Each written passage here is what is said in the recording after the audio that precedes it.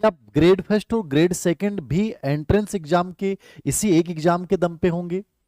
इसमें एक चीज और है, क्या बीएड को समाप्त किए जाने का प्रयास किया जा रहा है कि बीएड की जरूरत ही नहीं पड़ेगी, उसी एंट्रेंस एग्जाम के आधार पे जो है वो आपको एक प्रशिक्षण लेना होगा?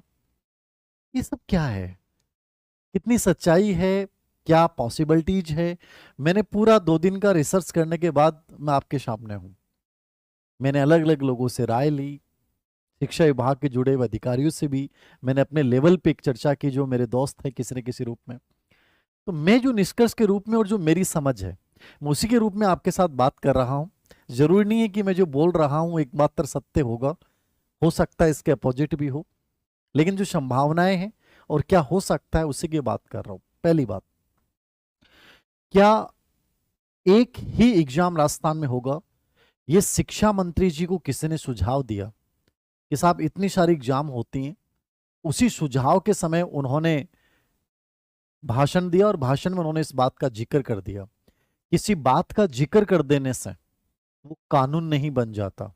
पता नहीं कितने मुख्यमंत्री कितने मंत्री ने पता नहीं आज तक क्या क्या बोला होगा, क्या वैसा बन गया? नहीं।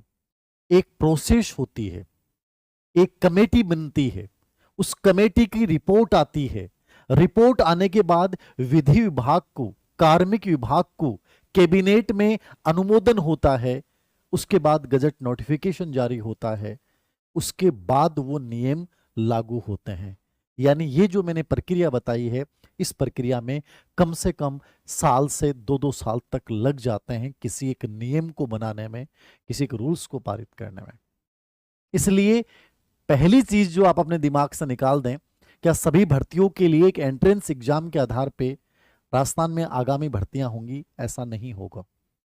हाँ, मैं जहां तक समझ पा रहा हूं, दो चीजें समझिएगा कि इन्होंने कहा कि टीचर बनने के लिए केवल एक टेस्ट लेने पर हो रहा विचार, विचार है, एक सुझाव है, क्रियान्वित होगा, साल 2 साल 3 साल लग जाए, लेकिन यहां 2-3 चीजें देखनी है आपको।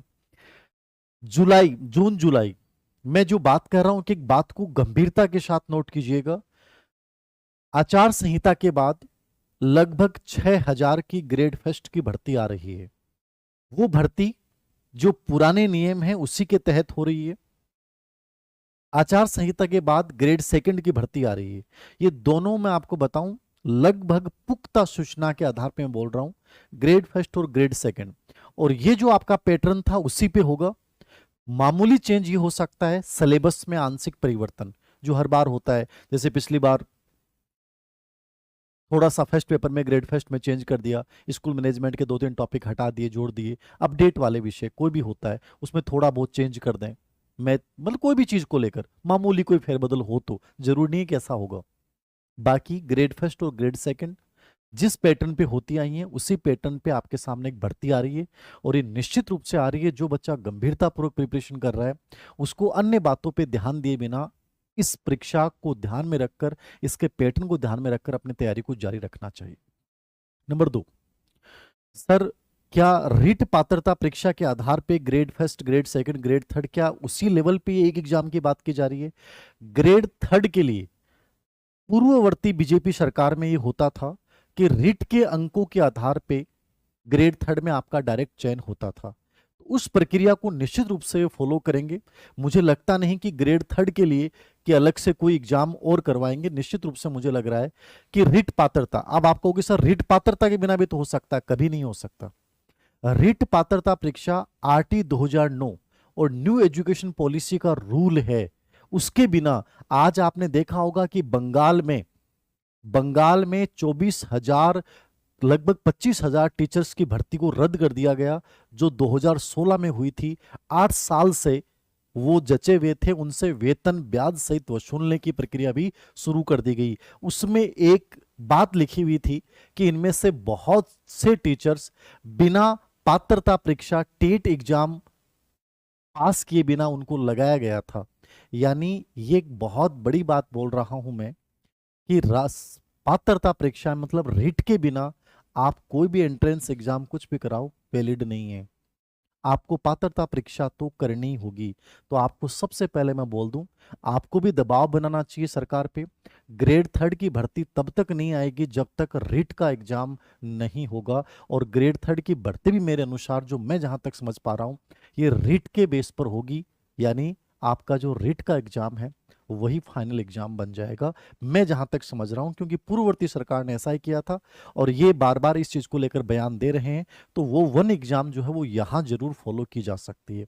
नंबर 2 पे न्यू एजुकेशन पॉलिसी में नया प्रावधान आ रहा है। क्या प्रावधान आ रहा है कि ग्रेड सेकंड और ग्रेड फर्स्ट के लिए भी टेट का एग्जाम का आयोजन होगा। वो प्रावधान जुलाई अगस्त सितंबर में संभवतः उसका नोटिफिकेशन आ जाएगा। एनईपी 2020 और आरटी 2009 कि किसी भी प्रावधान को कोई भी राज्य सरकार जो है वो पेंडिंग रख सकती है लेकिन अस्वीकार नहीं कर सकती। और ये तो इनकी सेंटर में बीजेपी सरकार, यहाँ बीजेपी सरकार। तो आने वाले टाइम में फिलहाल तो मैंने कहा कि ग्रेड फर्स्ट और ग्रेड सेकंड की भर्ती जो पुराने पैटर्न पे थी एक भर्ती हो जाएगी, लेकिन आने वाले टाइम में टेट का एग्जाम तीनों भर्तियों के लिए होगा। अब उसमें ये लोग ये कर सकते हैं कि जो इन्होंने सुझाव दिया है शिक्षा मंत्री जी को, जिस भी व्यक्ति ने दिया है, उनका सुझाव इस लेवल पे हो सकता है कि देखिए grade first, grade second, grade third के अलग अलग एग्जाम्स भी होती हैं पात्रता एग्जाम के बाद। तो क्यों ना पात्रता परीक्षा में ही कुछ ऐसा प्रावधान कर दिया जाए कि 4 बिंदु होते हैं, उसमें सब्जेक्ट जो है उसके वेटेज को थोड़ा सा और बढ़ा दिया जाए, या कोई एक नया पार्ट और जोड़ दिया जाए। बाकी जो पार्ट हैं आपकी साइकोलॉजी है, हिंदी है, टीचिंग पेडागोजी है और आपका सब्जेक्ट है, वो तो साथ चले ही, उसके साथ कुछ एक नया पार्ट जोड़ के उसी के बेस पे, उसी की मेरिट के अंकों के आधार पे शिक्षक भर्ती में चयन कर लिया जाए। इन फ्यूचर ये चीज हो सकती है, देखने को मिल सकती है। लेकिन फिलहाल ग्रेड फर्स्ट और ग्रेड सेकंड की भर्ती मेरे अनुसार श्योर जो प्रस्तावित है और जो आएगी, जो बजट घोषणा में काफी सारी वैकेंसी आपके सामने आने वाली हैं, उसके तहत ऐसा ही होगा।